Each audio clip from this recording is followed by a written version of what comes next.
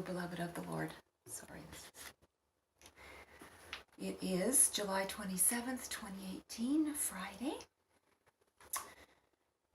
I just wanted to share a few things that have been going on with me. Yeah, it's been an interesting day or two. All right, yesterday I felt to pray over myself the priestly blessing from Numbers 6:24, to ask the Lord to do this unto me. And I just felt I would like to read it and pray it over you, if that's okay. The Lord bless thee and keep thee. The Lord make his face shine upon thee and be gracious unto thee. The Lord lift up his countenance upon thee and give thee peace. May it be so, Lord. May it be so. Bless your people. I ask in the precious name of Jesus. Amen. So yesterday morning I had a very interesting dream that I wanted to share. And I came into my little spot to set up and share it, but something wasn't right. I felt a bit anxious, a little fearful, and I thought, Lord, I don't feel that I want to share in this state. I'd like to deal with this. So he took me through a process of releasing. I had to release the desire to share that dream. And then I had to go through the process of releasing the YouTube channel, which truly isn't mine to release, but somehow I came under the a false, like a sense of false responsibility for it. And the Lord showed me that I needed to release it back to him, which I did. And then I also needed to release all the comments and all the viewers to him. So God bless you. You are released to the Lord. All right, and he said to me, be still and know that I am God, not you. So I had to stop and just ponder and get my eyes onto him and acknowledge that he is the Lord Almighty. He is the one that has the right to control everything and under whom all things are subjected. And that was wonderful because it lifted that whole burden off me. Worrying about responding to comments. It's not that I don't care. It's that those comments and this channel and all of you belong to him. And you are his responsibility, not mine. My responsibility is to listen to him, submit to him, and do the things he's asking me to do. And that's all. And he will move on me according to his good and pleasing and perfect will. For he is at work in me to will and to do of his good pleasure. So, I am not obligated to respond to all of the comments. I'm not responsible for all of the viewers. All of you belong to him. And I release you.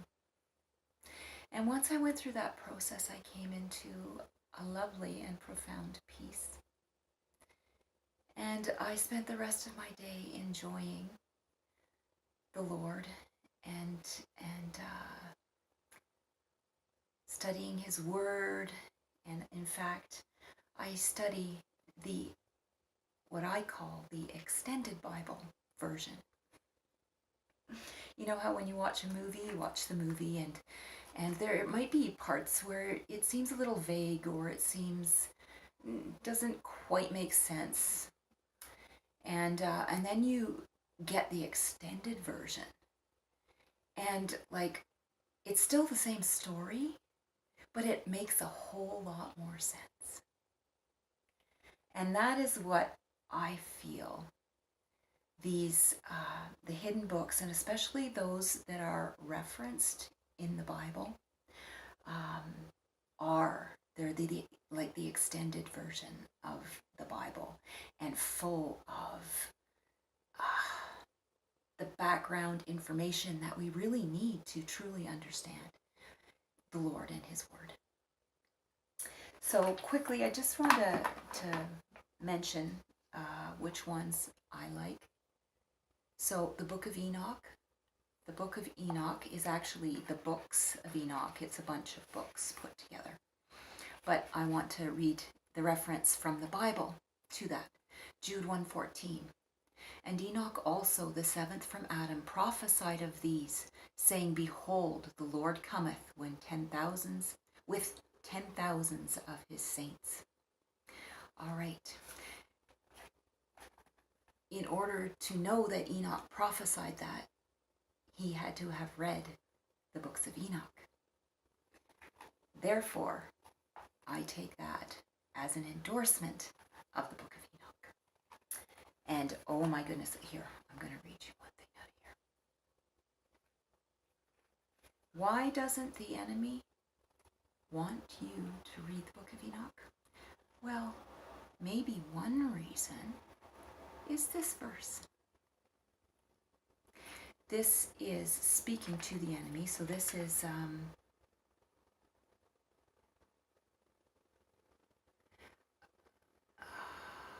should I start? Okay. 16:1. All right, from the I'm just going to read a section because I need to give you a context. Sorry. From the days of the slaughter and destruction and death of the giants, from the souls of whose flesh the spirits, having gone forth, shall destroy without incurring judgment. That's why when the demons, when Jesus came, they said, Are you here to torture us or whatever before our time? So they knew it wasn't their time. And so the Lord just cast them out. He didn't give them their judgment yet. All right. Thus shall they destroy until the day of the consummation, the great judgment in which the age shall be consummated over the watchers and the godless, yea, shall be wholly consummated. This is the time we are in. And now, as to the watchers who have sent thee to intercede for them. Okay, so this is the Lord speaking to Enoch, because the watchers asked Enoch to go and intercede for them before the Lord. All right, and now as to the watchers who have sent thee to intercede for them, who have been aforetime in heaven, say to them, You have been in heaven, but all the mysteries had not yet been revealed to you, and you knew the worthless ones.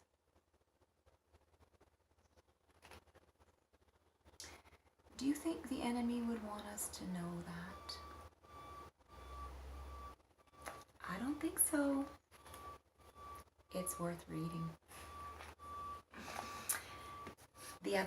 One of the other ones I really love is the Apocrypha. So these are all books that were originally in the Bible, but got removed. And I haven't read them all, but I have benefited greatly from the ones I read. That's a good one. And last, this is a bit of a mess because I printed it out off the computer, but anybody can get it. Okay, the Book of Jasher. And the Book of Jasher is actually referenced in the Bible. It says, Is not this written in the Book of Jasher? That's Joshua 10:13. And then also, Behold, it is written in the Book of Jasher, 2 Samuel 1:18. So if our Bible references this book, I think it's worth reading. So that's just a suggestion. I love the Book of Jasher. Oh my goodness. You know what it did for me? So far, the biggest thing is that, you know how when you read the Old Testament in our Bibles, it seems to give this negative slant to the character of God, you know, making him seem harsh. Well, the Book of Jasher remedies all that.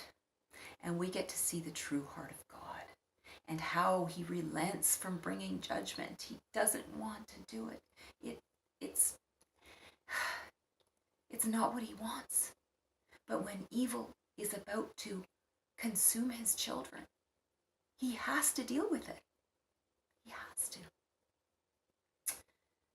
So, the Book of Jasher is a wonderful book also. And, apparently there's two, and it's important to get the good one. So, this one is, okay, so it's translated from the original Hebrew into English, Salt Lake City, published by J.H. Perry and Company, 1887. Okay. Apparently there was a really horrific translation prior to that. And they actually, from what I understand, had to delay releasing this translation because there was such an outcry and people were pretty upset with the first translation, which I'm going to guess really wasn't a translation. Anyway, okay, so, and then we have in our own Bible, it says in Psalm 82, verses 6 to 7, this is the Lord speaking to the assembly of the gods, small g gods, who have been given authority over the nations. All right, the Lord says, I have said, ye are gods, and all of you are children of the Most High. But ye shall die like men, and fall as one man, O princes. Now that translation is from an ESV footnote. What version was I reading this from? I don't remember. But the version actually originally said, but ye shall die like men and fall like one of the princes. But ESV says it can be translated, or fall as one man, O princes. Which makes a lot of sense to me, so I like that way of saying it, because I seem to usually just see one man. You know, like with David and Goliath, David had to slay one man, and then the rest of them just flew away. So, all right. So these are just kind of some random things I'm sharing with you, but I thought they were good. All right. Oh, last night when I was praying and the Lord was showing me things, I got the word our rudimentary knowledge. And I thought, yeah, you know, our knowledge is so rudimentary. Like, we just know so little. But I thought that's a verse. And I went to find it in the blueletterbible.com, and I couldn't find it in any of the versions that they had there. I had to go to Bible Gateway, and I finally found it in the version called The Voice. And you know what? I am just going to pause this because it's relevant to, it's speaking to today and the things that we're going through. So hang on one second. Sorry about that. Here I am back again. I've pulled it up on BibleGateway.com. It's 2 Thessalonians 2, starting at verse 1. On that day, though men and women have spent lifetimes scanning the skies, hoping that perhaps today is the day of salvation, on that day, the confessed lovers of God and Jesus will glow with all the wonder of children at Christmas. There are clear premonitions in the Bible about what we can expect on that day, but can anyone, with our rudimentary human knowledge, Sorry, I lost my place. There. With our rudimentary human knowledge, know what to expect. Jesus confessed that even he did not know the day or the hour when these final moments will play out. So how can we truly know? Likely, this fear of the unknown is what took root and began to spread like weeds within the Thessalonians community. Where fear takes root, faith withers, and people who once focused on the bright hope of the sun turn away. That's true. So, Lord, keep our eyes focused on the bright hope of the sun. Amen. All right. Yes. So that's all I wanted to share out of that. And coming to a close here. These things I got last night, and I feel are important to share because it relates to me releasing the YouTube channel. Years ago, my husband had a vision, and the kingdom of God was coming down out of heaven, and men put out their hands to like catch it or control it or something, and their arms were burnt right off. Or even maybe it was just a brick that came down, but they went out to catch it or control it, and their arms were burnt right off. That's a serious warning. And back again, when I began a little meeting, the Lord led me to begin a little meeting called Offerings. I have made a video about that. It's Offerings 1. I didn't end up doing Offerings 2, but Offerings 1 it explains this. But when we first began that meeting, I really didn't know what I was doing. And I thought, well, we're going to start. I guess I better pray. And so I started to say a prayer, and I hardly got 2 words out of my mouth.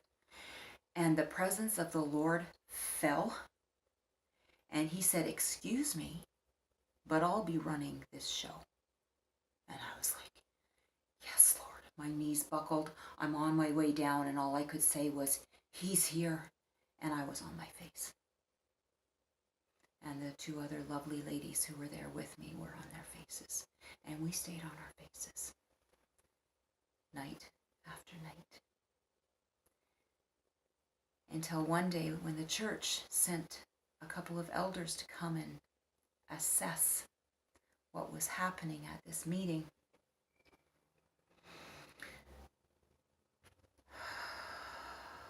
I tried to explain as best I could. You know, I said out loud, I said to the Lord, "We're here."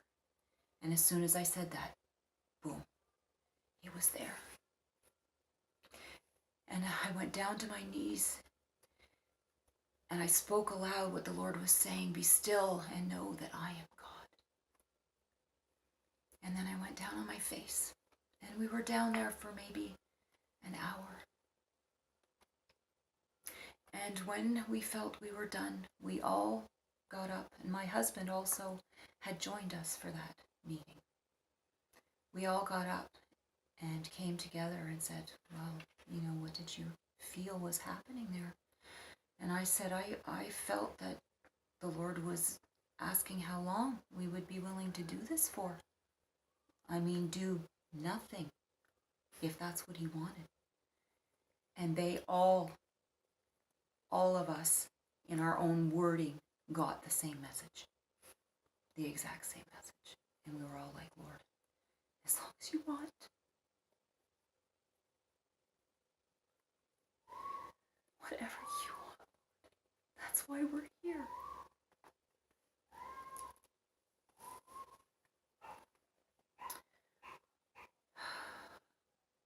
Those people that were sent by the church wanted to shut down the meeting. But we had another advocate, a prophet, that was assigned to that church. And he could see in the spirit, and he knew that even though we weren't aware of what the Lord was doing, a great deal was being accomplished. And he advocated on our behalf, and that meeting ended up lasting about a year before it came to an end. And that was by the grace of God. All right. And then one time while I was at that meeting, the Lord led me to organize a dance at the church. And this was kind of outside, their box. But again, this prophet was like, yeah, it's a great idea. And so I was praying about it, and I said, Lord, do I need to organize intercessors to, pray over it and protect it and stuff like that? He said, this is my thing. I'll be watching over it. I'm like, sweet. Excellent. Not to worry. So all I had to do was the practical organizations, and I did that. And it turned out awesome by the grace of God, because he watched over it. It was lots of fun. Okay, these all have the same gist. You're picking that up, right? Is there anything else? One more thing. Yesterday, after I had come into peace and was researching or just being led by the Lord through his word, I put the kettle on to make a cup of tea. And I forgot to put the little whistle piece on.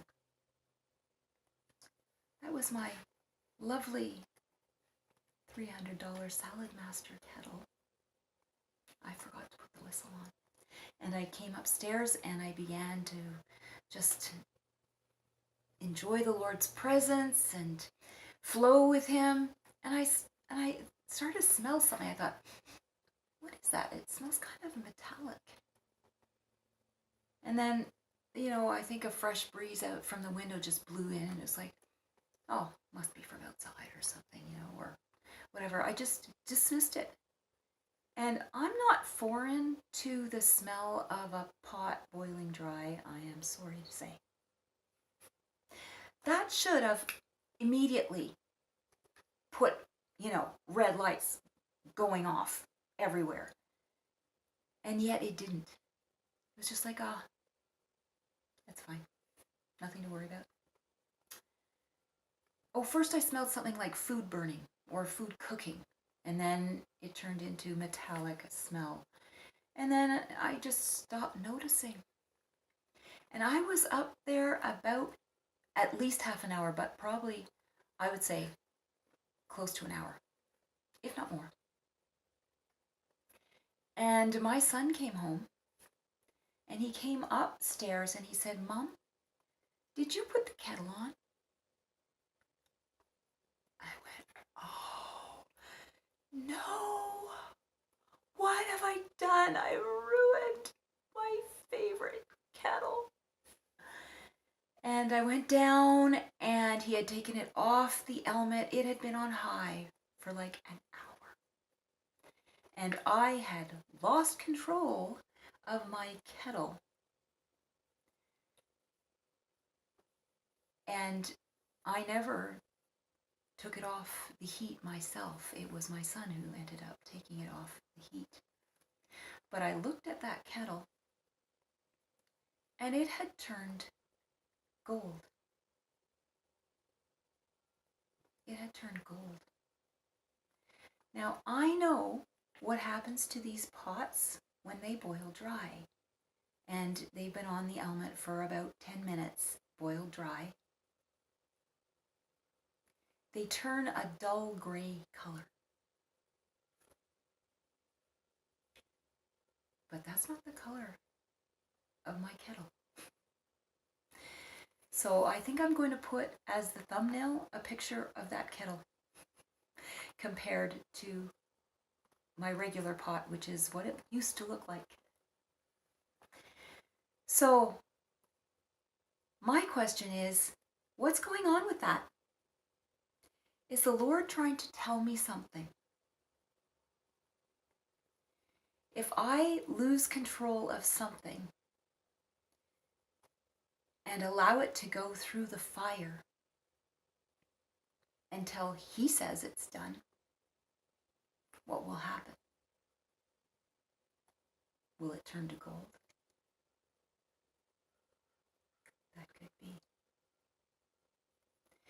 So my feeling is that this channel belongs to the Lord. The comments, the viewers belong to the Lord. It's not my responsibility. My only responsibility is to listen to the Lord and do whatever He asks me to do. If He tells me to look at any comments, then I will. If not, I won't. Hands off. And this channel may need to go through the fire. But if it belongs to Him, He'll bring it through and He'll turn it to gold. And if it doesn't belong to Him, let it die. Hallelujah. I think,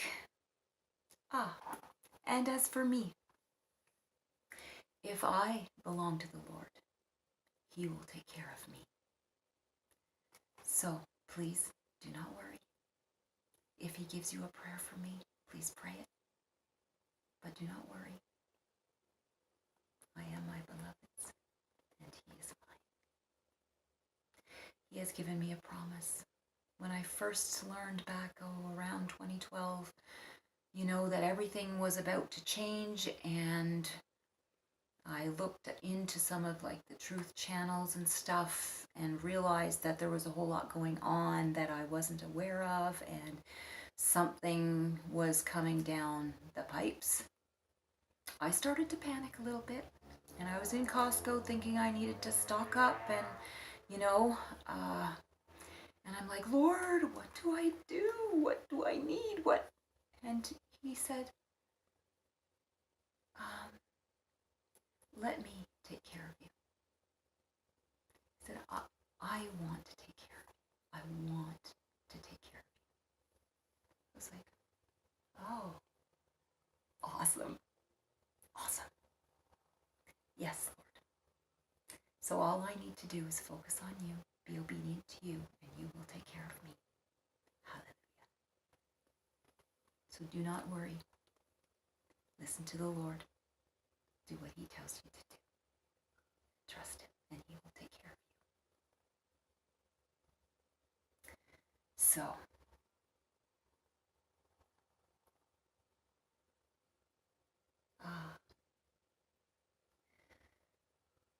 I'm going to say this. It seems a bit random, but I'm going to say it because He brought it to me this morning. When I first was going through my separation from my first husband, I was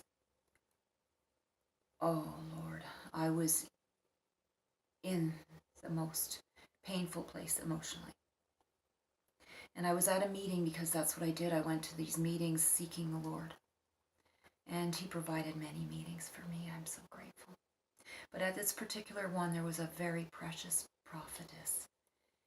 And I was standing there. I stood up because she had asked us if we wanted prayer to come and stand up. And I was standing there crying. She never asked me anything. It was a word straight from the Lord. And she said to me,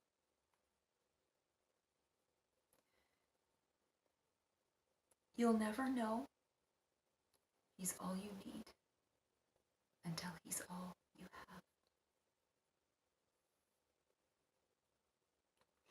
And I just started crying, and she held me.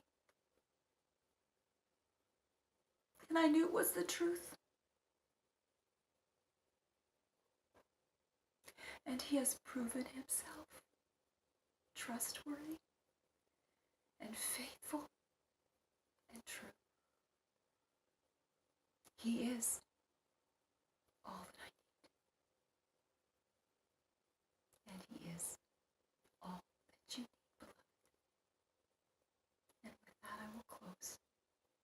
I love you dearly. God bless and keep you.